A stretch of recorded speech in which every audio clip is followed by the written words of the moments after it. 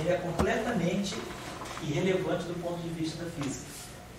Mas ele é fundamental na hora da gente discutir a simetria e querer fazer a quebra da simetria. Ele é fundamental para isso. E ele é fundamental também para garantir o fechamento dessa aula. Quando vocês forem fazer em casa o exercício daqui, eu calculei só isso aqui. Aí para cá nós mostramos por que vão aparecer as translações, mas não fizemos o cálculo em detalhe.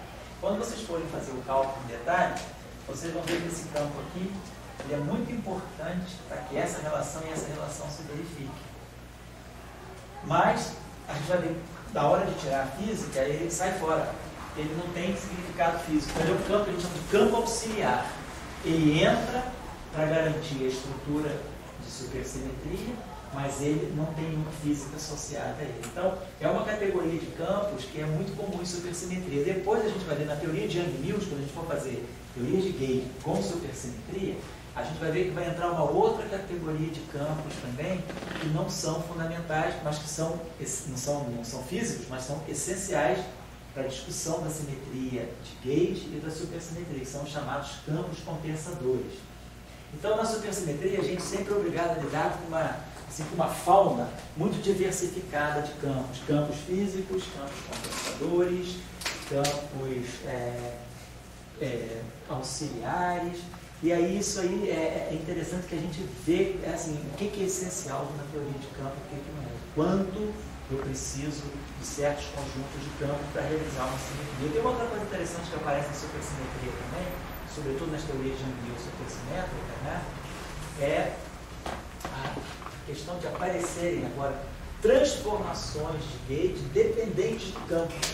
Às vezes acontece, a gente vai ver que trabalhando num gauge que é um gauge que não é eminentemente supersimétrico, um gauge tipo o gauge de Coulomb, que não é um gauge de Lorentz, não é um gauge invariante de Lorentz. Trabalhando nesses gauges assim, que não são exatamente supersimétricos, a gente acaba gerando transformações de gauge que dependem dos campos, não só do parâmetro. Então são chamadas de field-dependent gauges astrométricos. Então, aparece de tudo. Então, o bom da supersimetria é que ela te obriga assim, a você ver uma diversidade muito grande de tipos de campos que a gente precisa ter. Uma teoria de campos usual, a gente pega os campos, são aqueles que ficam naquilo, mas a supersimetria te obriga a trazer outros campos para poder se fechar multiplates, e aí ao mesmo tempo aquele campo não participa da física. Então, é muito bom que você aprenda a desenvolver um traquejo, né? Um traquejozinho de como lidar com esses campos. Ó, aqui então, eu deixei esses exercícios aqui, quem quiser fazer, mostrar explicitamente isso aqui e mostrar explicitamente isso aqui. Né? Aí nós temos que trabalhar dessa relação, pegar essa relação com o campo. Há muito tempo que a gente tenta trabalhar essa relação. No fundo a gente trabalhou essa relação. Em casa, deve. Pegou, Tony? Ah, legal. Não vai jogar. Não. Só arrancando a asa. Cara.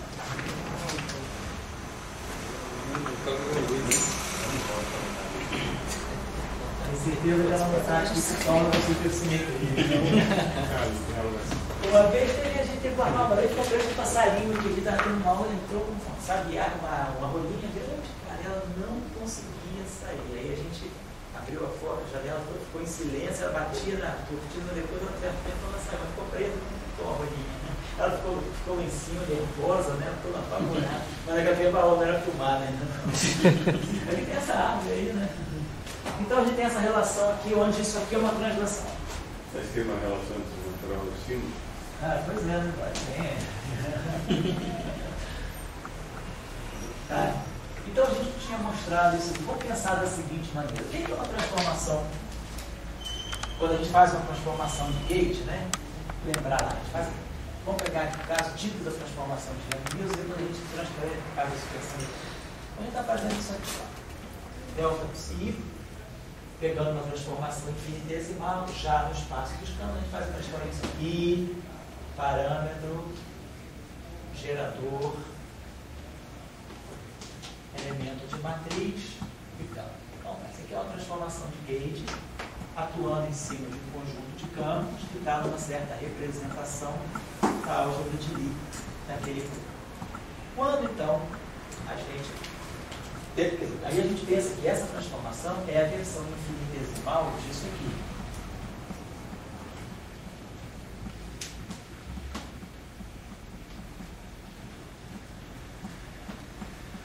Tá, eu boto aqui I, essa matriz toda aí, J, J. Então isso aqui é a representação da transformação. É a transformação de gate representada no espaço vetorial, espaço mesmo, onde nesse espaço esses campos se comportam como componentes, né, de um vetor. Então isso aqui é uma representação no espaço vetorial desses campos aqui. Mas a gente sabe que essa representação, a gente estudou já um pouco de mecânica clássica mesmo, pelo campus clássico, teorema de Noether, a gente sabe que tendo uma simetria, essa simetria aqui é a nossa representação dos campos, quando a gente tem uma simetria, pelo teorema de Noether, a gente sabe que se isso aqui é uma simetria, a gente tem uma corrente conservada, J, que é dada dessa forma. L, D, psi, vou colocar assim, delta psi. Pelo teorema de Noether, né? Sabe, se essa transformação aí é uma simetria de um lagrangiano, então a delta é L de psi, delta psi, mais L de psi, delta N, usa o teorema de Noether e chega que essa corrente aqui, o limite disso aqui é zero. Então, essa aqui é a corrente de Noether. Se a gente escrever essa corrente de Noether, usando essa transformação, a gente vai chegar a isso aqui. J mi dl dd psi. Vou colocar isso aqui dessa forma. Vamos dizer que esse dl dd psi, não sei se aqui é um limite.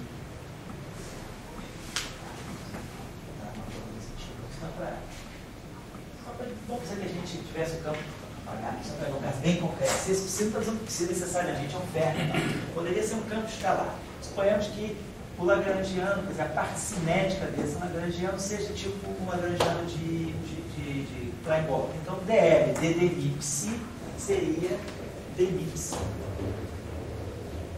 Só colocando assim. Aí, delta psi é I epsilon A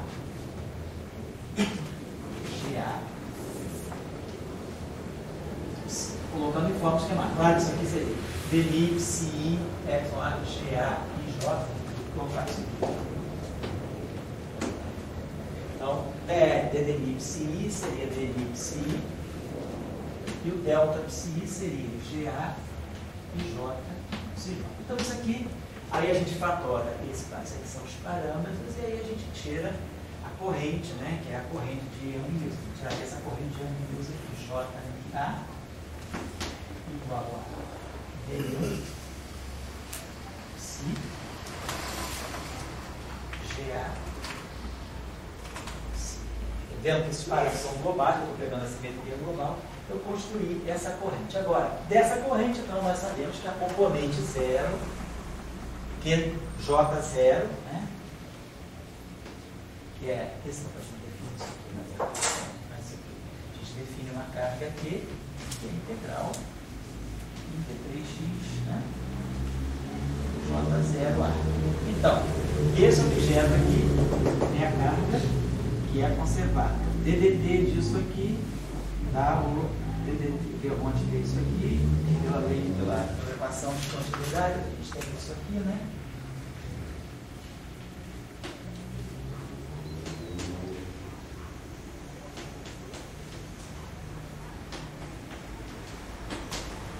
Teorema de Noether, conservação dessa corrente.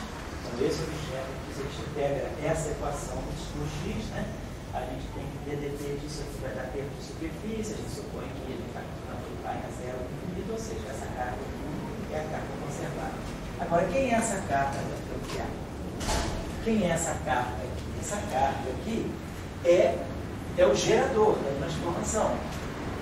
Só que esse gerador aqui é uma matriz numérica escrita no espaço onde esses campos aqui são meros componentes do grupo, um espaço de representação algébrica do grupo. Quem é essa carga aqui? Essa carga aqui é o gerador esse daqui é o gerador matricial numérico. Esse aqui é o gerador funcional. Esse gerador aqui, essa corrente aqui, é isso aqui. Então, esse gerador aqui nada mais é do que psi ponto dx GA dx. Então, esse gerador aqui já está escrito em função dos campos. Ele não é um gerador matricial numérico, é um gerador funcional. Ele é um gerador, né, funcional no sentido que ele depende funcionalmente do campo. Então, esse gerador é aquilo que a gente, na teoria quântica, a gente diz, se a simetria transpassa para a teoria quântica, né, aquele método já, a implementação de Wigner da simetria, a gente sabe então que esse gerador aqui é o gerador que vai atuar no espaço dos campos. Então, essa transformação aqui, vamos colocar dessa forma, então, essa transformação aqui é a transformação dos campos vistos como meras componentes de um vetor num espaço n-dimensional. Agora, então, essa transformação aqui está associada a essa transformação aqui. Essa é a versão infinitesimal. Né? Agora, se eu estou num espaço onde esses campos, teoria quântica, digamos assim, onde esses campos são operadores, digamos, então, a transformação de Gauge, que no espaço de campos, no espaço algébrico, onde esses campos são uma mera representação linear do grupo de Gauge, essa mesma transformação é vista de um outro modo, ela é vista desse modo aqui, psilinha. Então, se esse aqui agora, no espaço dos campos como operadores, a transformação de Gauge é essa, que é YA, QA, psi.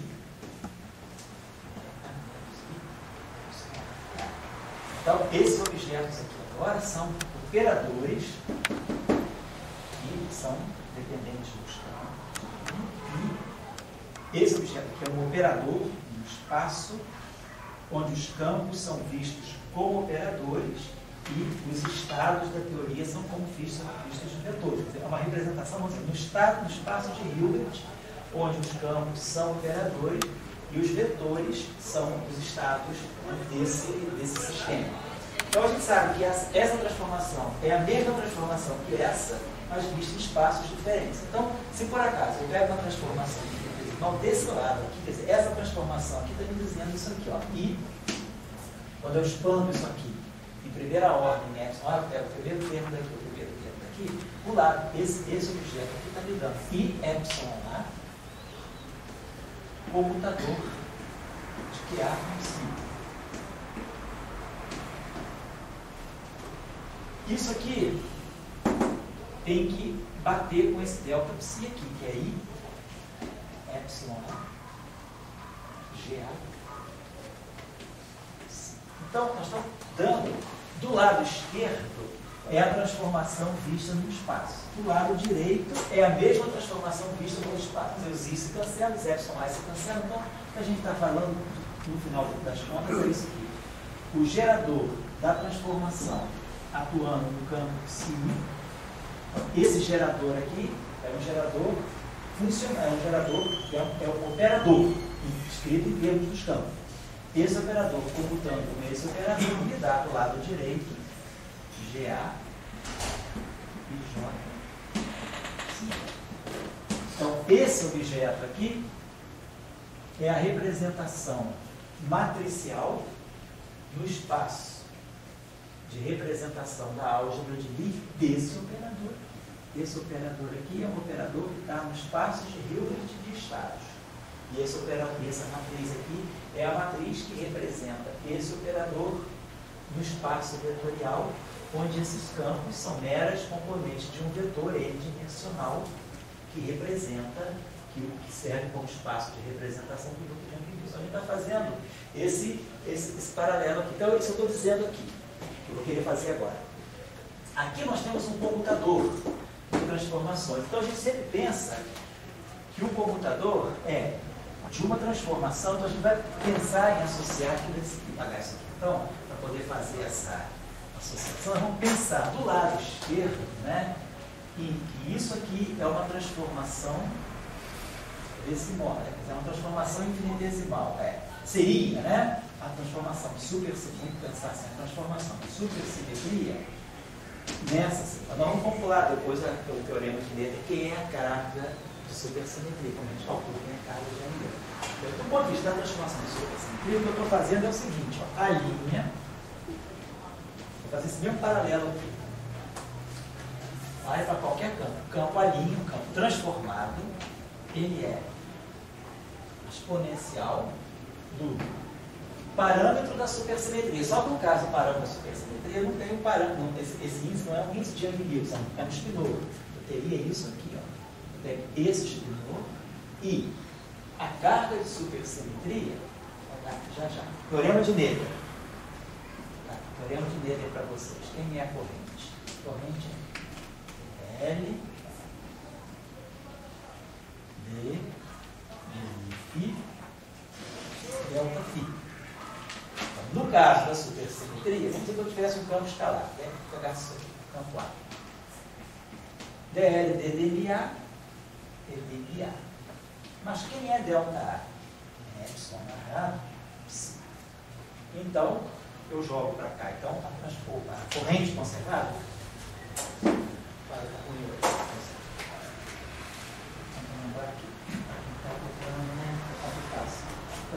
Olha, teorema de Noether para supersimetria. Vou pegar o campo A. Claro que eu não tenho só, eu tenho que fazer isso para A, tenho que fazer isso para psi, tenho que fazer isso para F. Mas eu estou pegando só o representante A para já dar o basic para você. Depois eu vou fazer o teorema de Noether completo quando eu tiver o Lagrangiano normal. Então, isso aqui, se esse campo aqui, vou pensar que isso aqui é um campo de Klein-Bottom, vou pensar o seguinte, então isso aqui vai ficar delineado. Quem é delta A? Transformação de supersimetria. Estão barrado, sim. Quando a gente fez em Young-Mills, a gente colocou que delta A era epsilon A, GA e J, psi J, né? Então está aqui. Então se a gente agora sabe que isso aqui, posso escrever desse modo, vou botar assim. Vou deixar assim, né? Então ficaria J-mi, epsilon barrado, DL, D, DMI, psi. Ou seja, epsilon barrado alfa, psi alfa. É um espinor. Então, a corrente, a gente sabe que a gente tira fora o gerador. A gente fatora da corrente o gerador. Por isso que a corrente ganha o índice. Adquire o índice de Young-Mills. Aqui, quando eu tirar esse gerador, então a corrente de supersimetria, ela vai adquirir um índice espinorial. Então, a corrente de supersimetria, pelo teorema de Noether, é uma corrente vetorial, por ser uma quadricorrente, mas que carrega também um índice espinorial, e não um índice interno. Aqui não tem um índice de Young-Mills, GSO2, GSO3, GSON. Tem um índice também desse mesmo espaço aqui, do mesmo espaço do micópio, só que é um índice espinorial. Então, o primeiro termo da corrente vai ser algo desse tipo, DMA psial. Então, a corrente é fermiônica, tem uma natureza espinorial. Então, a carga, que é integral da componente zero da corrente, do teorema de Noether, ela vai ser a ponto psi alfa. Claro, mais a contribuição que vem dos outros termos que não precisam nem colocar. Só queria chamar a atenção para isso. Então, a corrente é espinorial. Então, o gerador, em vez de ser um gerador QA construído no espaço dos campos, ele é um gerador Q alfa, também construído no espaço dos campos. Então, a transformação de supersimetria vista no espaço dos campos, da mesma forma que a transformação de Young-Mills, é esse objeto aqui, com essa carga sendo a componente zero da corrente de Noether, aqui é exatamente a mesma estrutura. É a componente zero da corrente de Noether, só que sobra um índice alfa. Aqui sobra um índice A. O índice espinorial faz o papel do índice de Young-Mills na versão de supersimetria. Transformação de supersimetria. Então, essa transformação aqui seria isso.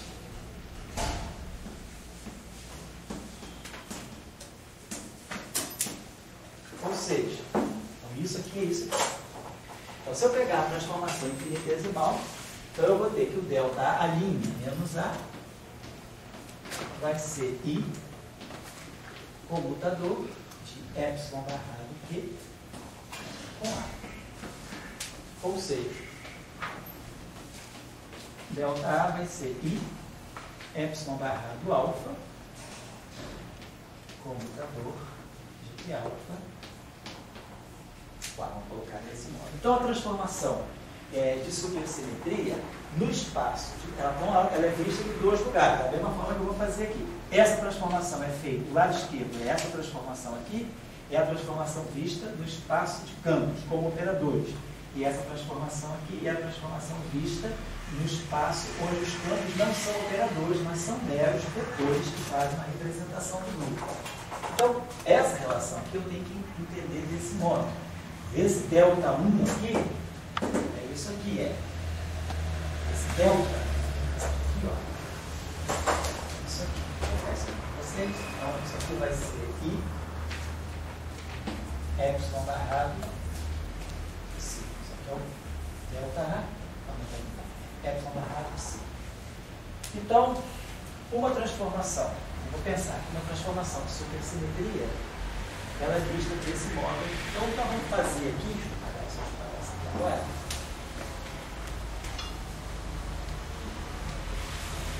é dizer isso aqui. Então, esse objeto aqui, transformação infinitesimal é I, epsilon barrado Q. Esse cara aqui é I, epsilon 2 barrado Q. E isso aqui é a translação. Né?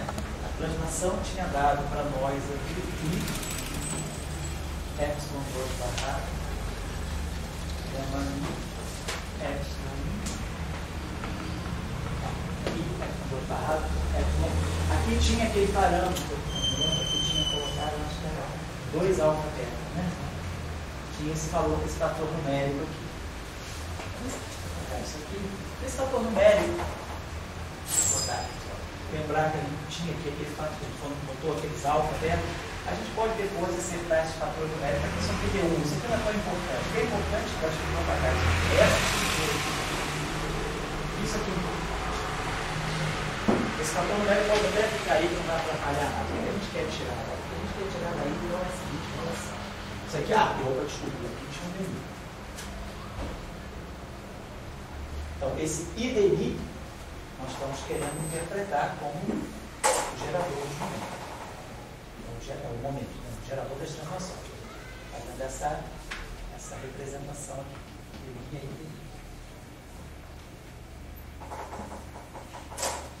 Bom, então, se a gente trabalha esse lado aqui, vamos ver esses dois i's aqui saem fora. Tirar esses i's aqui, nós vamos aqui. E aí aqui a gente vai ter epsilon 1 barrado alfa. Olha esse nome disso. Agora é só para o coeficiente numerial. Vamos montar desse nome. Epsilon barrado alfa, que é alfa.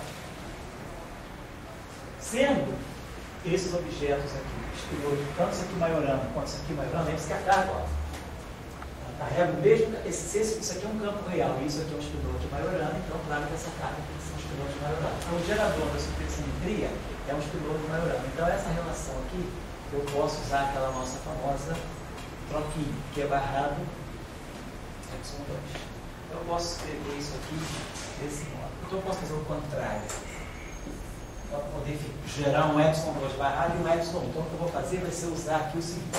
Vamos usar aqui epsilon 1 barrado Q, Q barrado epsilon 1, porque são espinores de maiorana conmutante.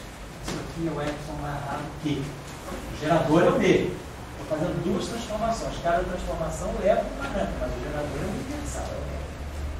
Então isso aqui está dando para nós menos epsilon 2 barrado gama I epsilon 1.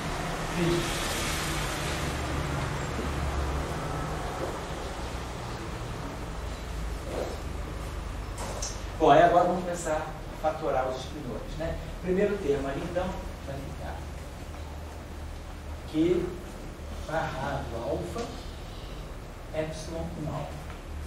Segundo termo vai ficar epsilon 2 barrado beta, Q beta. Isso aqui, então, menos, vou colocar epsilon 2 barrado, epsilon 1 P. Então agora vamos tirar. Serve o seguinte. Vamos pegar o termo do lado esquerdo, vamos pegar aquele comutador. Olha, esse comutador o que é? Ele é Q barrado alfa, epsilon 1 alfa. Epsilon 2 barrado esse beta, Q menos epsilon 2 barrado beta, Q barrado alfa, epsilon 1 alfa. Isso é o que está do lado esquerdo. Do lado direito eu tenho menos epsilon 2 barrado gama mi beta alfa. Estou abrindo o só para ver uma vez como é que fica isso. Então vamos juntar agora todos os parâmetros. Por exemplo, eu posso trazer esse epsilon 2 barrado beta, e esses dois objetos aqui podem passar para cá. Então eu posso fazer isso aqui antes comuta com esse, vem para cá. Quando eles passar por aqui, tem um sinal menos. Mas aí quando esse aqui passar por aqui, tem outro sinal menos. Então eu vou ter epsilon alfa, epsilon 2 barrado beta, que alfa, que barrado alfa, que beta. Então foi o primeiro termo. O primeiro termo, no fundo, eu trouxe esses dois espinores, eles passaram por muitos espinores. Então cada um, quando passa, dá uma anticomutação. Mas eu não troquei a ordem deles, não. Então fica por isso que fica em sinal mais. Nesse cara aqui, eu vou querer fazer a mesma coisa. Vou trazer os épsilons para frente. Vou botar aqui, ó, menos. Esse aqui já está cá na frente, eu vou deixar. E esse aqui passa duas vezes por aqui. São variáveis anticomutantes. Então passa duas vezes, fica Q beta, Q barrado alfa, igual a menos epsilon 2 barrado beta. Então eu vou colocar assim, epsilon alfa, gama mi beta alfa.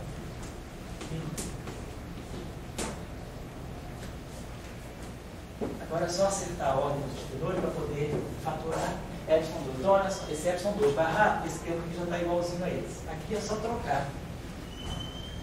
Posso pegar isso aqui, colocar outro sinal menos, colocar menos epsilon 2 barrado beta, que eu só troquei essa componente espinorial com essa componente 2, a componente alfa do espinor 1 com a componente beta do espinor epsilon 2 barrado. Quando eu troquei, troco o sinal. Então, ok, esse termo, então, tudo menos. Então, eu posso escrever do lado esquerdo vira um anticomutador. Vira Q barrado alfa, Q beta, igual a gama mi, beta alfa, T. Então, está vendo que o anticomutador está gerando um grupo que tem anticomutadores. E do lado direito está dando uma relação. Vamos trabalhar um pouquinho mais essa relação só, porque essa relação aqui é simples. Então, lembre-se que isso aqui é um espinor de Majorana. Então, a gente sabe que Q barrado é igual a C, Q é igual a C, Q barrado transposto. Isso aqui é um espinor de Majorana. Então, sendo um espinor de Majorana, a gente transpõe essa relação, Q é transposto. Quando eu transpuser essa relação, Q barrado, C transposto. C transposto é menos C, matriz RCL. Então a gente sabe que Q barrado é igual a menos Q transposto C menos 1. Então vamos usar essa relação para tirar o barrado. Vou botar Q barrado alfa, então vai ter um sinal menos, vai ser Q transposto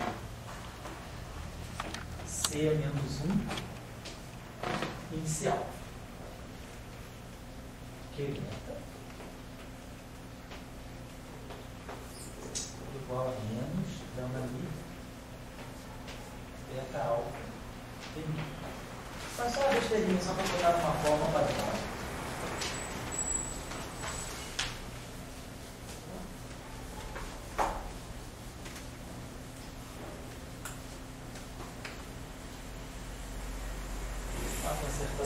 Então a gente colocou isso aqui, ó, só para lembrar isso aqui, ó. Q transposto C menos 1 alfa, e C significa o seguinte, esse espinor está deitado, ele é transposto, e a matriz C é menos 1 está aqui. Então significa que eu vou estar fazendo esse produto aqui, eu vou ter, claro, no final do dia, uma matriz toda, uma matriz limpa. Então eu vou ter, isso aqui é a mesma coisa aqui, que o índice beta já está, não é o índice livre, eu vou botar aqui Q gama, C é menos 1, gama alfa,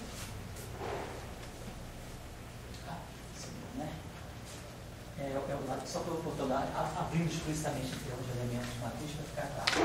Isso aqui é para pensar nesse tipo aqui, no produto dessa matriz por essa matriz. Então, eu tenho a linha fixa, a linha 1, estou variando a coluna desse, só é produto matricial isso. Então, só para substituir isso aqui do lado de lá, a gente vai ficar com o seguinte: a gente pode tirar essa matriz C, vai ficar C é menos 1, gama alfa. E aqui ficou menos e menos. Então sai fora os dois menos. Vou clicar. C é menos 1 gama alfa. E delta. E ficou menos gama mi. Gama alfa. E mi.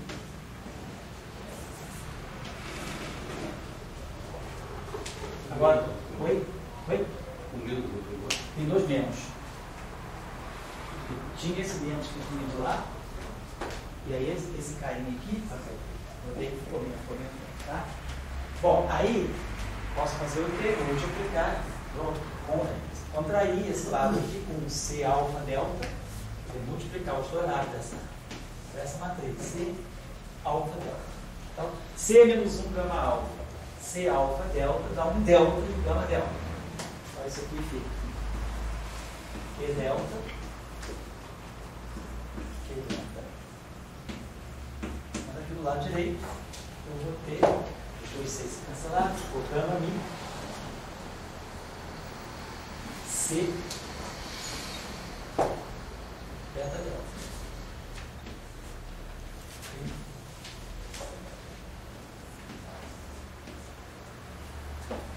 Então, claro, como isso aqui é um anticomutador, é Q delta, Q beta, mais Q beta, Q delta, é claro que o anticomutador é a mesma coisa que Q beta, Q delta. Eu não posso fazer isso.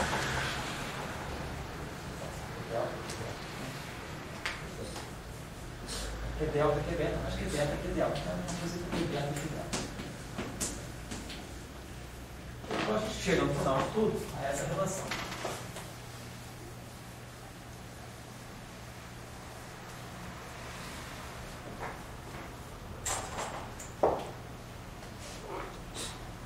Que agora eu posso renomear os índices, que alfa, que beta, dá para nós gama mi, C, alfa, beta, e mi. Lembrem-se que isso aqui é simétrico em alfa, beta. A matriz gama mi C também é simétrica. É da seguinte relação: C, gama mi transposto. C é menos 1. Ficou menos gama mi. Ele pode fazer o seguinte: C gama mi transposto é igual a menos gama mi C. Conjugação de carga, né? Então, como a matriz de conjugação de carga é antissimétrica, eu posso escrever essa relação aqui desse modo. Isso aqui é gama mi C transposto. Finalmente, o lado esquerdo é isso, porque se eu transpuser isso aqui, vai ficar menos C transposto gama mi transposto. Mas C transposto é menos C. Não compensa, então, que isso aqui é idêntico a isso. É igual a menos gama mi C. Então, tem menos de um lado, menos do outro. Então, o que a gente mostra aqui, essa matriz, gama mi por C, ela é sempre simétrica, independentemente da representação. Então, é por isso que isso aqui, automaticamente, é simétrico, batendo por isso aqui. Então, isso aí está dando para nós a álgebra do fundo de supersimetria. O anticomutador de duas transformações de supersimetria está me dando.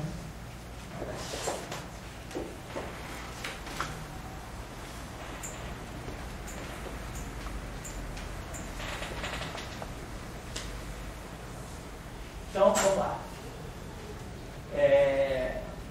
Então, se nós agora tivemos uma segunda. Então a gente chegou a essa relação aqui que é celebrada a relação. Às vezes, alguns livros, né, apresentam ela Q barrado alfa, Q beta, como eu tinha feito. Mas aí, sendo Spinoza maior, eu prefiro levar até as últimas consequências e expressar o Q barrado com soma Q para ganhar uma relação só entre Qs. Então a gente chegou a essa relação aqui, né? Q alfa, Q beta.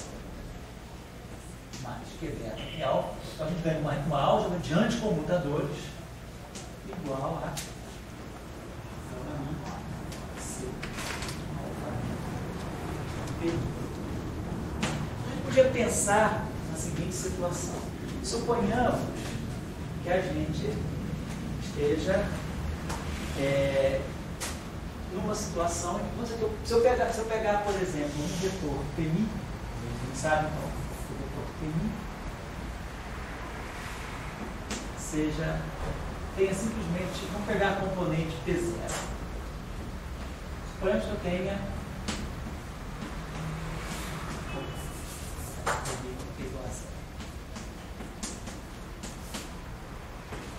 suponhamos que eu pegasse esse gerador do referencial de repouso. O que significa isso?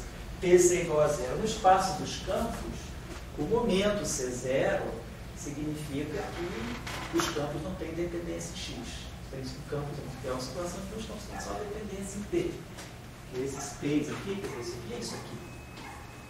Então, se a parte espacial é nula, é porque a derivada dos campos explicitamente em relação às coordenadas espaciais é nula. Então, estou pegando uma situação em que meus campos são uniformes espacialmente. Nesse caso aqui, a gente chegaria isso aqui, que é alfa, que é beta. Mais que é beta, que é alfa. É igual, só vai contribuir a componente C. Gama zero, C, alfa, beta. Bom, isso aí é válido em qualquer representação. Se eu estou na representação de Majorana, né? Na representação de Majorana, pode sempre escolher esse gama zero igual a C. E aí eu tenho, e aqui ficou claro, P0. P0 é o hamiltoniano. E ali é alfa zero. Oi? Alfa zero. Aonde que é alfa zero? Não, tá certo. Certo, aqui é zero. Então, se eu estou na representação de Majorana, a gente pode escolher a conjugação de carga, se gama zero. Então, isso aqui dá identidade. Então, a gente chega à seguinte relação, que é alfa, que beta, mais que beta, que alfa, igual a delta, alfa delta, hamiltoniano.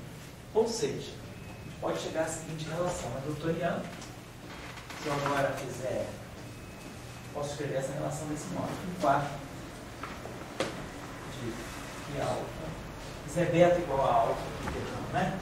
Se quiser beta igual a alfa e somar, delta, alfa é 4. Então eu vou ter 4 aqui, vou ter que alfa mais que alfa, são 2. Então vai ficar um meio.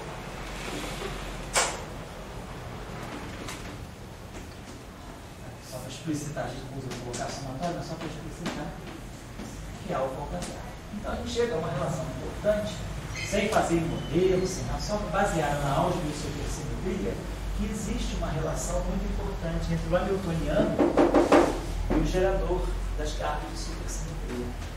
Então, o hamiltoniano de um modelo supersimétrico, ele sempre vai poder ser escrito como, a supersimetria é igual a 1, né? Ele vai ser escrito como a soma das cargas supersimétricas ao quadrado. Então, é uma relação muito forte, uma relação espectral, que é uma relação que estabelece, né, uma importante relação entre geradores de uma álgebra e um hamiltoniano. E isso mostra claramente também que se eu pegar um vetor psi qualquer, que eu pegar um estado psi qualquer, né? Se eu pegar esse estado aqui, a gente está, esqueci agora o somatório, que é alfa ao quadrado, né? Então isso aqui é um meio de psi, que é alfa, psi. Lembrando que esse operador é hermitiano, ele é um operador de Majorana, então isso aqui é a mesma coisa que um meio do módulo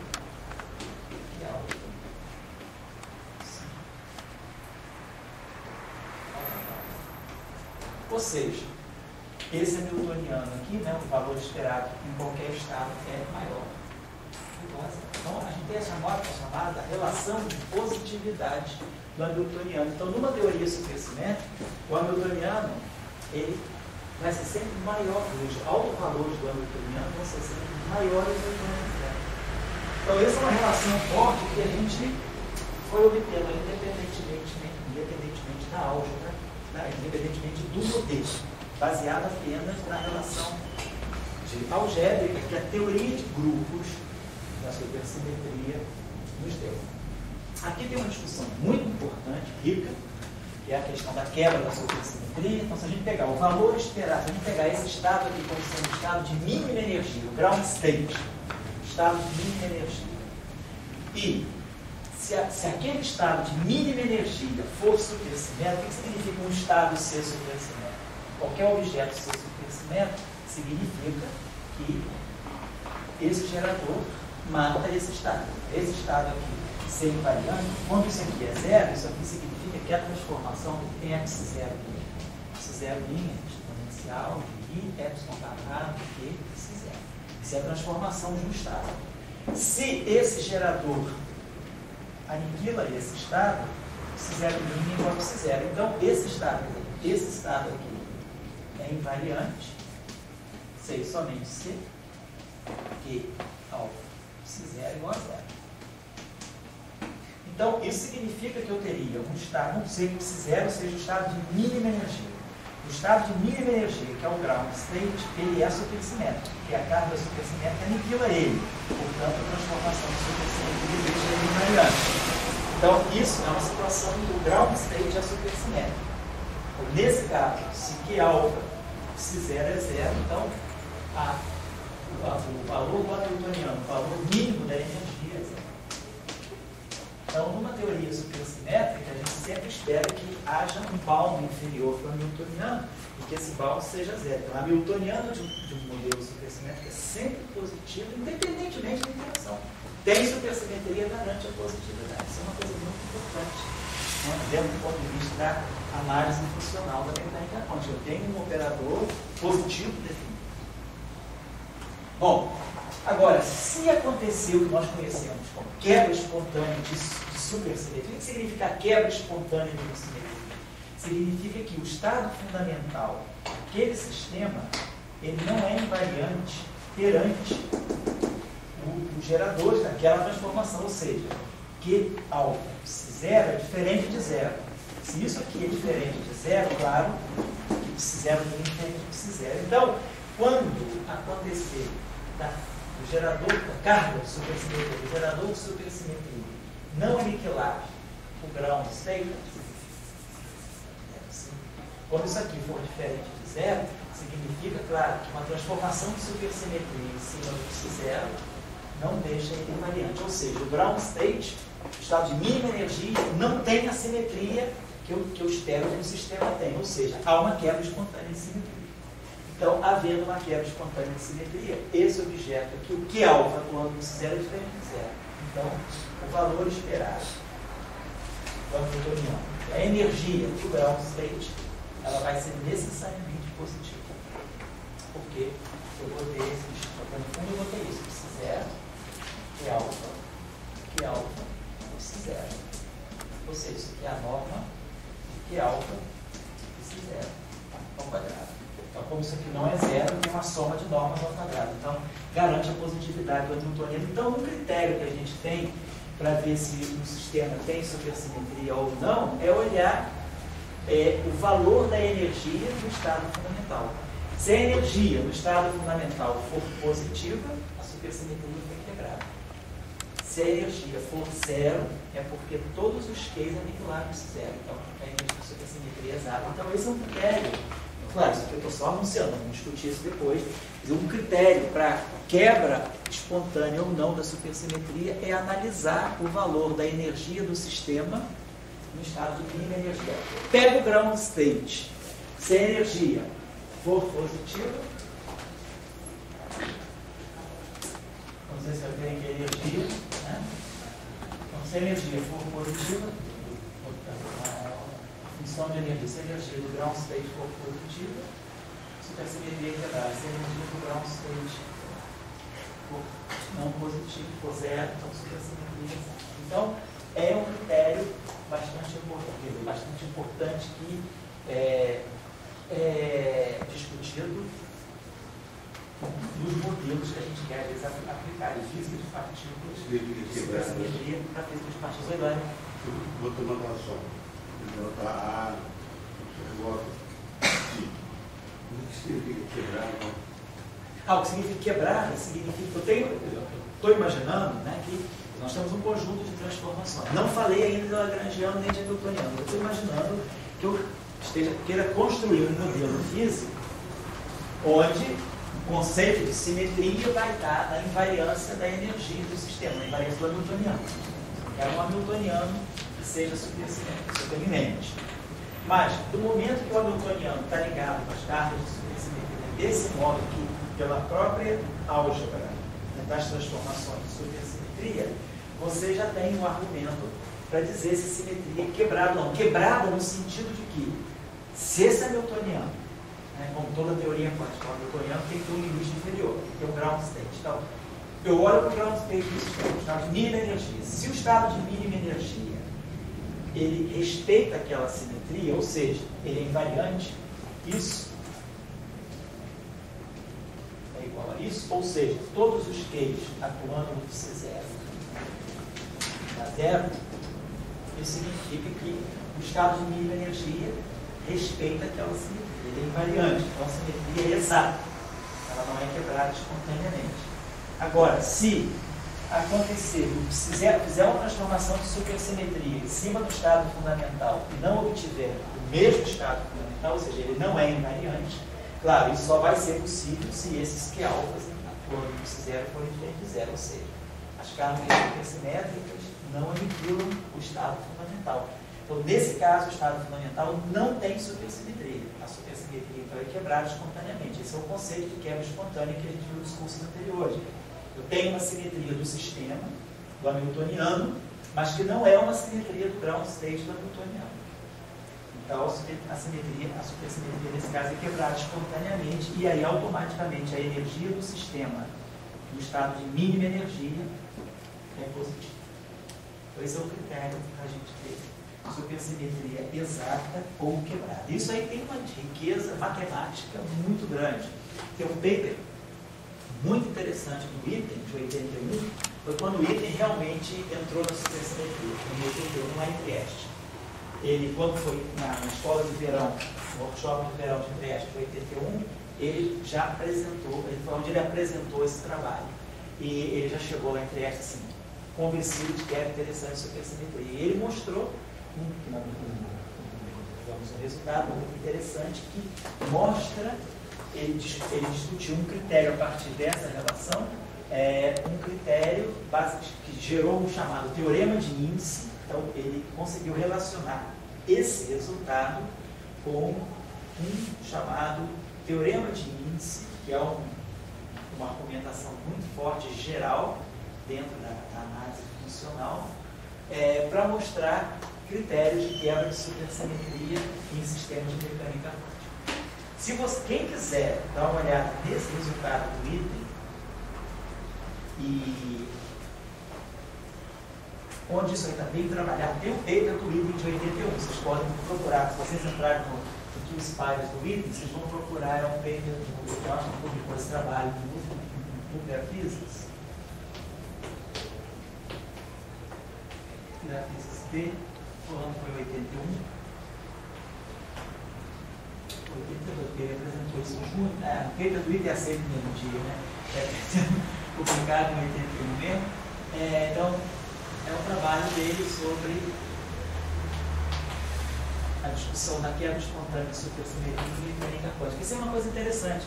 As simetrias usuais, elas não podem ser quebradas espontaneamente em mecânica quântica. A mecânica quântica, ela não admite quebra espontânea de simetria, só se for a supersimetria. a teoria quântica, a teoria de campo, sim, tem quebra espontânea. O fenômeno da quebra espontânea de simetria está muito ligado ao número de graus de liberdade ser infinito. Então, em teoria de campo, tem quebra espontânea e mecânica quântica não. Tem um teorema lá, chama teorema de von Neumann, que assegura que em sistemas de mecânica quântica as simetrias não são quebradas espontaneamente, mas esse teorema é violado para a supersimetria. Então, em mecânica quântica supersimétrica, nós podemos ter quebra espontânea de supersimetria. Esse período do item trabalha essa relação e ele introduz aqui o chamado teorema do índice,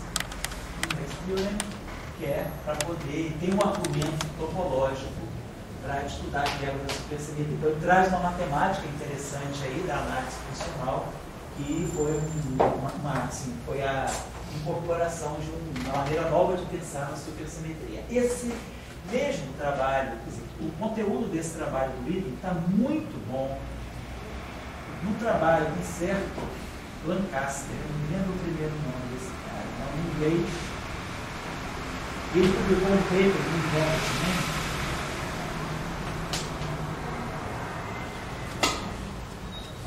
Depois eu posso levantar a referência para vocês aí. Tem uma tese lá no grupo, a gente trabalhou um pouco essas coisas, vocês podem, se vocês entrarem, que os pais botarem supersimétrica e quantum mecânica, o trabalho dele, o paper do Lancaster, se chama justamente supersimétrica e quantum mecânica. O Lancaster na Inglaterra tem muitos, não sei o inicial dele, aparece 1000 papers se vocês colocarem Lancaster. Supersimétrica e quantum mecânica. Mas se vocês colocarem, para procurar pelo título supersimétrica e quantum mecânica, o autor, vocês vão identificar esse paper do Lancaster, é um obtimento dos anos 80 também, não sei se é 84. Ainda tem a colônia? Oi? Não tem uma colônia no Lancaster? Tem, além disso, eu conheci, né? Tem, né? Também tem, o Lancaster tem, eu fui um dos nossos pais ali, né? Então tá aí, esse trabalho é muito bom, porque esse paper do Lancaster é muito pedagógico. Ele é assim, didático, são aulas, né? Você vai lá, ele explica tudo bonitinho, modelos, ele explica bem o teorema do índice de Witten. Ali você, quer dizer, no fundo, ele praticamente assim, explica, né, o evangelho sobre o Witten, pelo meio do Witten, é a coisa meio cifrada. É claro, mas é mais que ele usa a argumentação mais complicada. O Lancaster, ele destrincha essa argumentação e dá alguns modelos interessantes de mecânica quântica supersimétrica.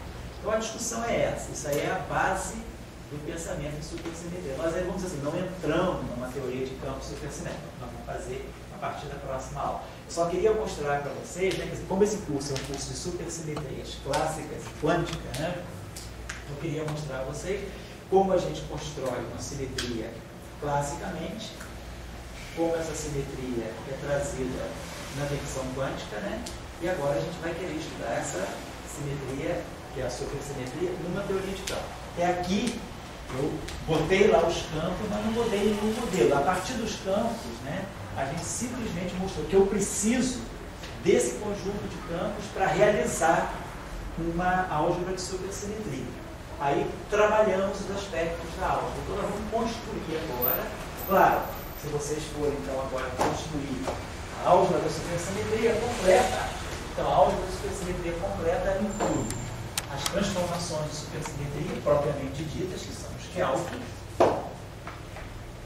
que satisfazem a essa relação aqui, vocês já viram ali, e os geradores das translações. Mas, claro, isso aqui são derivadas, então, essa relação aqui.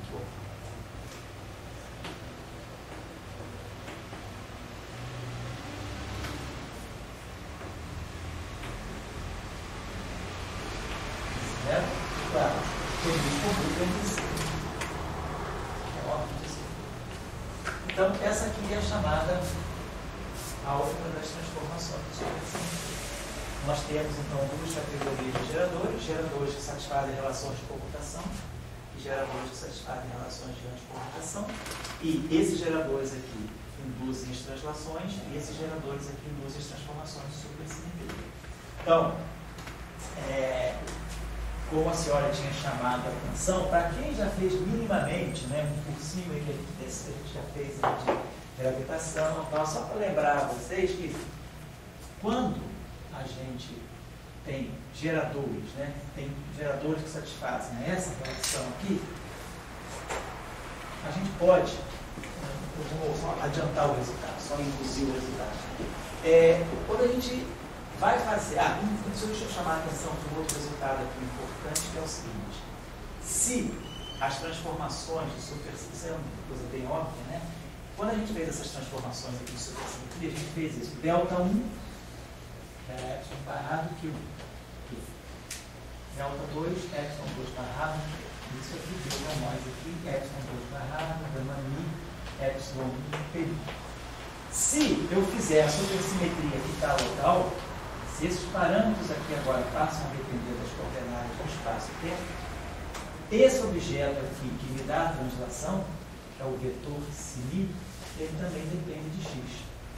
Então, o fato da supersimetria ficar local está me gerando automaticamente translações locais. Translações locais são de filomorfismo. Então, se as translações são locais, são de filomorfismos, eu começo a ter aqui não mais invariância translacional, mas invariância por transformações gerais de coordenadas.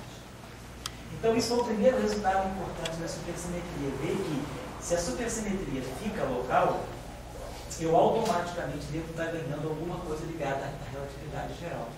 Então, eu devo tirar uma teoria de gravitação, porque a gente sabe que a teoria de gravitação é feita através do dipolomorfismos, que são essas translações locais.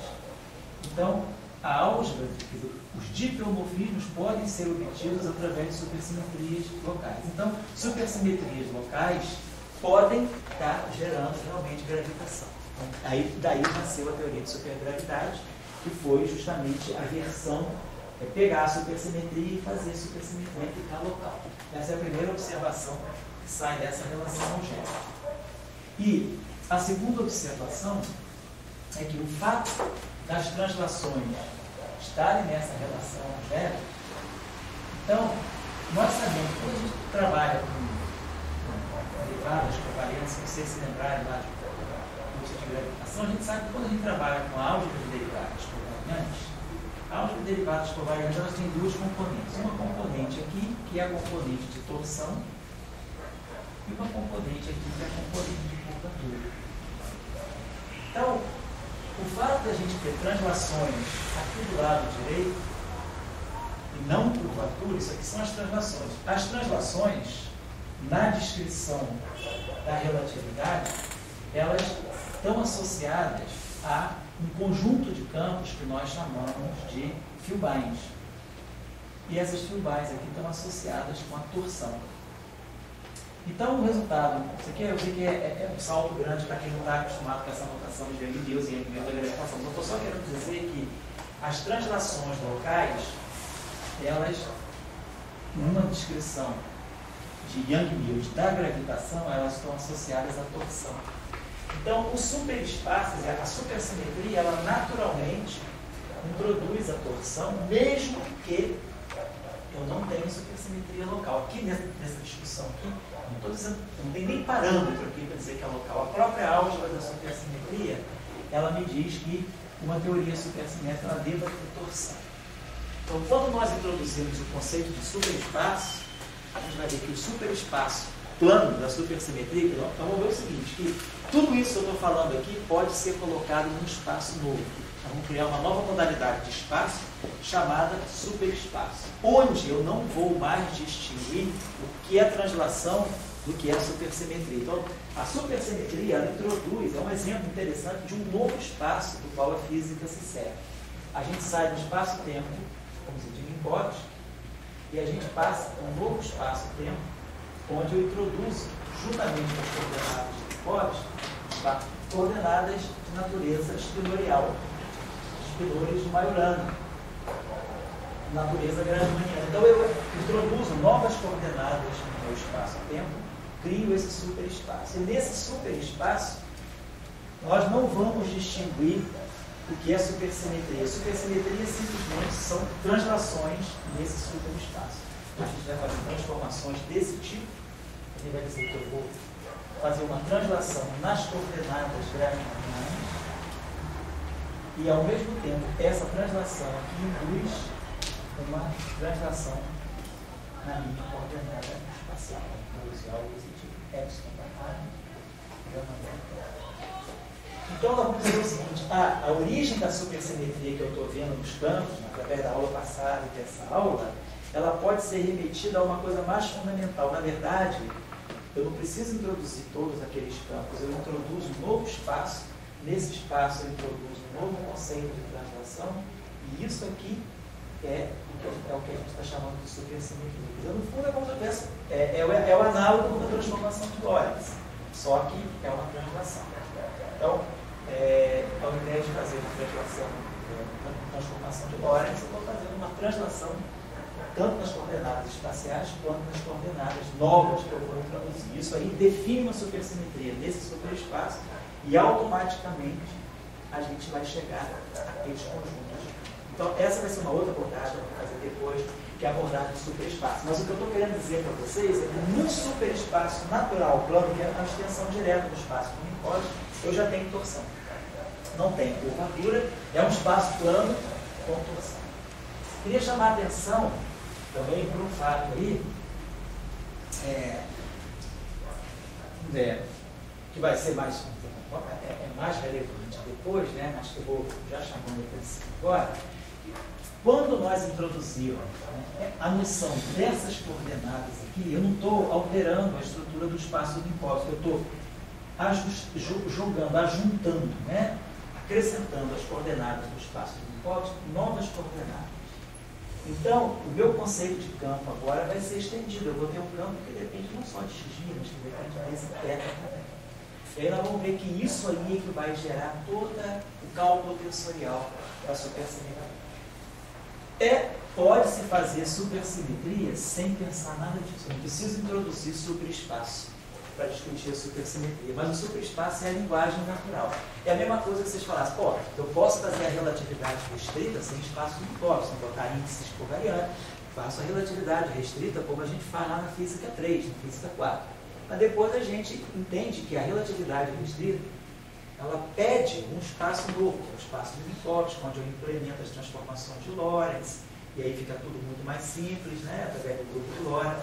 Então, da mesma forma que o espaço de unipósico é o ambiente natural da relatividade espacial, o superespaço é um ambiente natural da supersimetria. Isso vem depois. Nós, por enquanto, estamos introduzindo as ideias da supersimetria como um novo tipo de simetria, tanto em mecânica quântica quanto em teoria de campo. E o resultado notável, então, é a relação que as cargas de supersimetria têm com a newtoniana. Em nenhuma teoria isso aparece. Em Young-Mills isso existe. Não tem como relacionar as cargas de Young-Mills diretamente com a newtoniana. Então, a supersimetria, dessa forma, ela é uma simetria muito interessante. Nós vamos entender também por que ela permite uma unificação maior, porque essas cargas elas podem também trazer algum índice de uma simetria. Tem uma série de discussões que nós vamos fazer devagarinho, vamos chegando lá. Então, minha próxima aula, minha ideia na próxima aula é a gente começar então agora a pegar o primeiro modelo de teoria de campo, pegar um modelinho do lagrangiano e ver como que aquelas transformações que nós escrevemos hoje, que fizemos todas essas discussões, elas vão deixar aquele lagrangiano ou ação invariante. Então, na próxima aula, nós vamos pegar esses três campos, né, de novo, sempre trabalhar com esse protótipozinho aqui, o A, o Ψ e o F. Vamos escrever um lagrangiano cinético, livre, um lagrangiano de massa, um lagrangiano de interação, vamos discutir a questão das interações também, para construir o primeiro modelinho supersimétrico para nós em 3 dimensões. E aí nós vamos ver, vamos tirar a partir da invariância que nós temos. Então nós vamos ver que a supersimetria, ela não é uma invariância do lagrangiano, é uma invariância da ação. A ação é que é supersimétrica. O lagrangiano não é supersimétrico. É, na verdade, uma derivada total, assim, mostrar até. A variação do supersimetria de um lagrangiano pode ser escrita como uma quadra divergência. Então, claro, quando eu passo da ação, penso que esses termos de superfície não são importantes, então a ação invariante nós vamos ver isso. E a partir daqui, então, o teorema de Noether. Pelo teorema de Noether,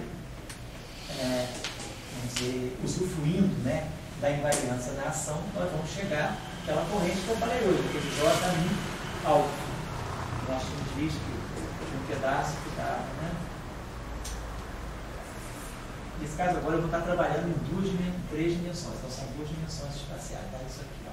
Salva aquele ponto, mais blá blá blá.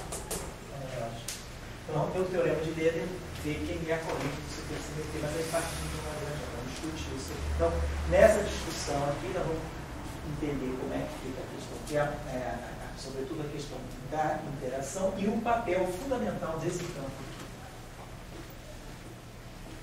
Esse campo aqui é uma coisa impressionante, interessante. Ele entra para não ser nada. Ele, assim, sabe aquele cara que entra pela porta dos fundos mesmo, né? Humildemente, mas ele acaba se tornando a estrela da festa. Tudo se faz em torno dele. Então, vamos ver, por exemplo, na próxima aula, que a partir desse campo, ele é um campo auxiliar, ele é fundamental para o estabelecimento da aula, mas vamos ver na próxima aula que ele acaba desempenhando um papel muito importante na descrição das massas, na descrição das interações e na descrição da quebra da supersimetria. Ele é o coringa, um dos coringas da quebra da supersimetria. Então, a gente vai, na próxima aula, tendo o modelo lagrangiano explícito, a gente vai poder perceber a importância desse campo, que é um chamado campo auxiliar. Ele é um campo que não tem dinâmica, então ele é um campo muito atípico. Ele é um campo que não tem dinâmica, não tem momento, não descreve graus de liberdade, mas ele é que está por trás, né, das cortinas, controlando as massas, as interações e a quebra ou não da supersimetria. Então, a supersimetria, o papel dos campos auxiliares é muito importante. Por muitos anos, um dos trabalhos mais importantes de supersimetria, se vocês pegarem a literatura da supersimetria, sobretudo dos anos 76 até os anos 80, até o início dos anos 80, você vai ver muitos physical reviews, muitos numerografistas, muitos artigos dedicados inteiramente a descobrir campos auxiliares de supersimetria, porque cada teoria supersimétrica ela tem um conjunto de campos auxiliares. Então, se você escreve uma supersimetria em 10 dimensões, para você viabilizar aquela supersimetria, você tem que descobrir quem são os campos auxiliares. E esse é um problema difícil. Descobrir quem chegasse lá primeiro, né, quem chegasse, ó, eu descobri o conjunto de campos auxiliares de tal modelo supersimétrico em tal dimensão. Aquilo ali abria as portas para descrever uma série de coisas. Então, uma tarefa importante numa teoria supersimétrica é descobrir quem são os campos auxiliares que viabilizam a implementação de uma teoria supersimétrica. Então, essa é uma tarefa muito importante e existem, até hoje, vários modelos supersimétricos cujos campos auxiliares não foram totalmente incorporados. Teorias importantes, né, muito importantes, como N igual a 4, Mills, que é uma teoria ligada à dualidade, uma teoria que, ela é o primeiro exemplo de uma teoria quântica de campos sem divergência ultravioleta, função beta zero, um monte de propriedades muito marcantes, mas o conjunto de campos auxiliares dessa supersimetria levou um tempão para resolver. E a gente tem outros exemplos de teorias supersimétricas onde ainda não se conhece completamente o conjunto de campos auxiliares. Então, essa é uma tarefa não menor em supersimetria. É uma tarefa interessante, porque é uma tarefa que requer habilidade matemática, mas também conhecimento físico daquilo que o modelo pode descrever. Então, a busca de campos auxiliares em supersimetria é fundamental. Nós vimos aqui o exemplo de um modelo muito simples, com um único campo auxiliar, que é esse L. E a gente já entendeu claramente desde o início que ele apareceu para cumprir uma missão muito definida, que era permitir a quebra espontânea da supersimetria. Então, eu preferi introduzir a supersimetria para vocês desse modo.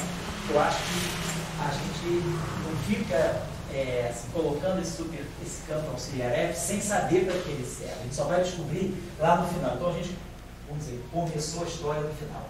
E a gente foi caminhando para trás. Tá? Então, vocês sabem o final da história, que é esse campo aí, ele é decisivo para a quebra da supersimetria. Eu vou deixar então para vocês fazerem em casa, quem quiser, o seguinte exercício. Vamos passar, então eu não vou fazer nada em duas dimensões. Muitos cursos sobre SBT que eu dei, eu começava por duas dimensões, mas agora, como três dimensões é muito interessante hoje em dia, por várias razões, né? Eu comecei com três dimensões e deixo duas dimensões para vocês como exercício. Então, duas dimensões significa uma dimensão tempo, uma dimensão espaço, com a nossa métrica de sempre, né? Está sempre a nossa métrica como sendo mais ou menos, mais do tempo, um pouco menos do espaço. E aí a gente sabe que a álgebra de Clifford, a gente tem matrizes 2 por 2, gama mi, gama mi, tudo 2 por 2, né? 2 zeta mi, vezes a identidade. Então nós temos muitas maneiras de representar essa. A gente pode pegar, por exemplo, gama 0, né? Posso pegar gama 0 igual a sigma x, gama 1 igual a i sigma y. Realiza essa álgebra direito. Então, os espinores de duas dimensões são espinores de duas componentes complexas. Posso impor a condição de Majorana, então, em duas dimensões, em 2D, vocês vão ter a mesma história que tem em 3 e 4, nós temos essa matriz de conjugação de carga, que é assimétrica. Tudo 2 por 2 agora. E posso definir espinor de Majorana, então? Então, eu defino da mesma forma, espinor conjugado de carga, em duas dimensões, é esse aqui, e isso aqui, então, eu defino o espinor de Majorana. Então, isso aqui é Majorana. Diferentemente do que acontecia em 4 dimensões, como eu mostrei aí na segunda aula, em duas dimensões, a gente pode definir o conceito de gravidade, a gente pode introduzir a matriz gama 3, faz o papel da matriz gama 5, gama 3 é gama 0, gama 1. Essa matriz aí, gama 0, gama 1, vezes gama 0, gama 1, menos gama 0, gama 0, gama 1, gama 1. Isso aqui, um quadrado igual a 1, isso aqui tem quadrado igual a menos 1, então essa matriz aqui, tá? Que é, no fundo, é I, sigma x, sigma y, essa matriz aqui, nessa representação é a matriz sigma z. Então, é a própria matriz, 1, 0, 0, menos 1. Então, a gente pode introduzir o conceito de polaridade. Então, a gente pode definir o espinor, componente elétrico de um espinor, como sendo 1 mais gama 3 sobre 2, e a componente y como sendo 1 menos gama 3 sobre 2. E aí a novidade que vocês vão mostrar é que, diferentemente do que acontece em 4 dimensões eu posso ter espinor de Majorana ou de Weyl. Em 2 dimensões, 1 mais 1, eu posso ter espinor de Majorana, de Weyl e de Majorana Weyl. Então, como nós tínhamos visto aqui numa aula, se a gente pegar um espinor viral, se a gente pegar um espinor em 4 dimensões, 1 mais 3, se a gente pegar um espinor que é quiral, então, portanto, o espinor que satisfaz a essa condição, gama 5, si, igual a mais ou menos, suponha que ele seja quiral, ou é left ou é right, mais ou menos. Se ele for Majorana,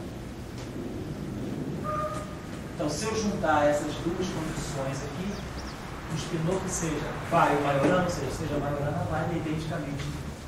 As duas condições juntas, elas são tão restritivas ao ponto de zerar o espinor. E mais uma dimensão, isso já não vai acontecer. Mais uma dimensão, a gente pode pegar um espinor, você já pode mostrar isso, pegar um espinor viral, gama 3 de si, é mais que si ou menos que si, pegar um espinor left, um espinor right, e se eu impuser a condição de conjugação de carga, então, si é não trivial. Então, a gente vai ter o que a gente chama de espinor de Majorana Weyl. Então, se a gente tomar um espinor que si seja Majorana Weyl, isso significa que ele pode satisfazer a essa condição. Por isso aqui é um espinor de Majorana Weyl left. E esse aqui é o left. Esse aqui é o espinor de Majorana Weyl right.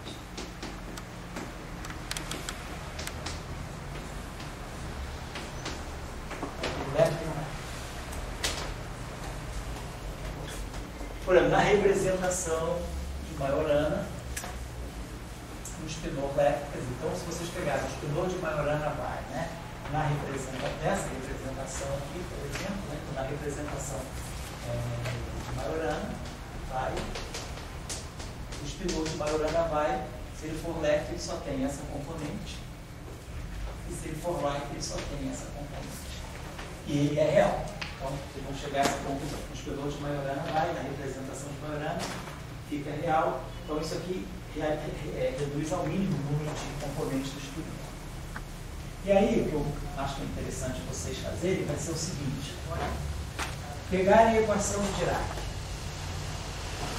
massa nula, I, gama I, dV, psi igual a zero. Vamos pegar essa equação de Dirac e vamos aplicar essa equação de Dirac aqui no espinor psi, que seja maior. Se o espinor é Majorana vai e satisfaz essa equação, a sugestão que a gente vai dar vai ser trabalhar com essas coordenadas aqui. Vamos pegar a coordenada x0, que é t, né? x0 x0 mais x1 sobre 2. Vou chamar essa coordenada aqui de x mais. E a coordenada x0 menos x1 sobre 2, que é a coordenada x mais. Claro, então vocês podem definir derivada em relação a x mais, que aí faz regra da cadeia, derivada em relação a x0, derivada de x0 em relação a x mais. Agora, escrever a equação do Dirac nessas coordenadas. Então, vamos reescrever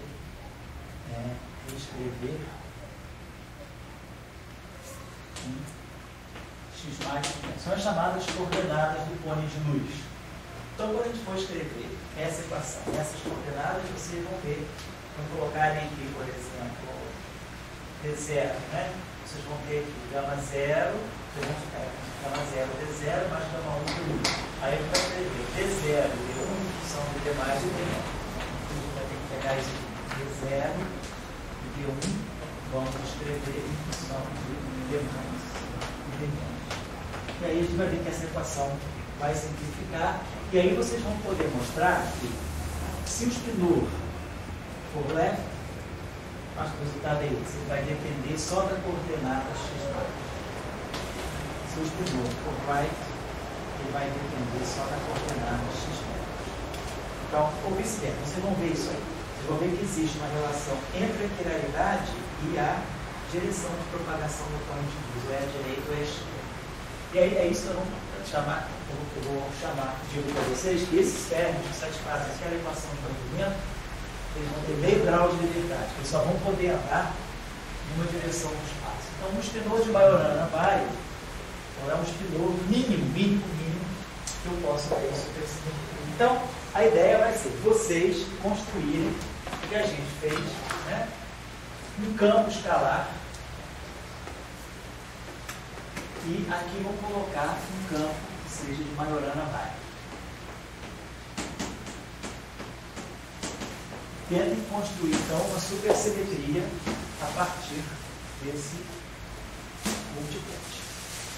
Tá? Colocando, então, e a supersimetria. Se esse espinor é Majorana vai, como é que vocês vão poder colocar a supersimetria? Lembrando que se ele é Majorana vai, e ele satisfaz a equação de campo, ele vai estar com mais, vai depender só do mais ou do menos.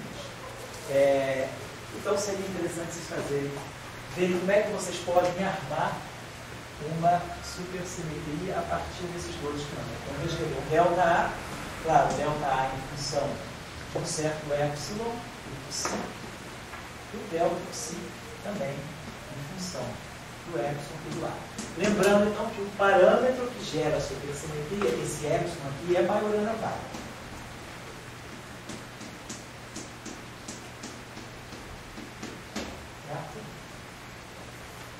Aí tem uma série de questões espiroliais que vocês vão ter que entender. Por exemplo, como é que eu vou poder, se eu posso formar isso, um espinor left, se ele é left, esse espinor de Majorana vai left. Se eu adotar o espinor, o gerador da supersimetria, que é não só Majorana, mas é Majorana vai, né? A pergunta é, quando ele se contrair com esse término aqui, sabem se o término vai ser left ou right. Aí vocês vão ter que estudar as propriedades de quiralidade em duas dimensões. Vocês conhecem quatro dimensões. Quatro dimensões a gente sabe que ele só pode acoplar left com left. Left com right, desculpa. E right com left. Nesse linear aqui. No gauge não. No corrente de gauge, ela não mistura. Ela é left, left, right, right.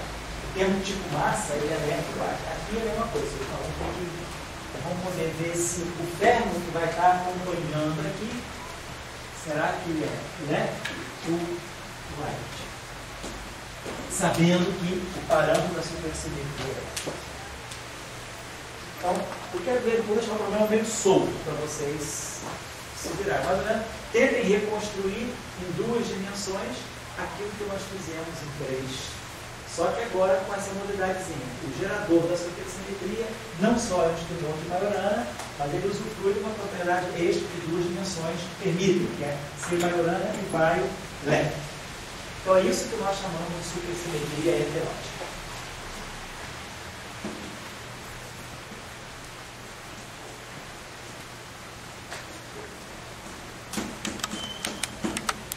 É a supersimetria feita com a metade, vamos dizer assim, de um instrumento. Esse é o tipo de duas dimensões. Tem as supersimetrias heteróticas left e tem as right. Então esse objeto aí foi, esse ingrediente aí foi muito importante na construção das cordas heteróticas. Depois que Green-Schwartz construiu supercordas tipo 1, tipo 2A, 2B, o pessoal do Princeton construiu essas cordas heteróticas, que o grupo de simetria é SO32 ou é 8 cross 8. Né? Então isso aí foi uma outra modalidade de teoria de cordas que foi escrita em cima dessa modalidade de supersimetria que é típica de duas dimensões. Então, tá, certo?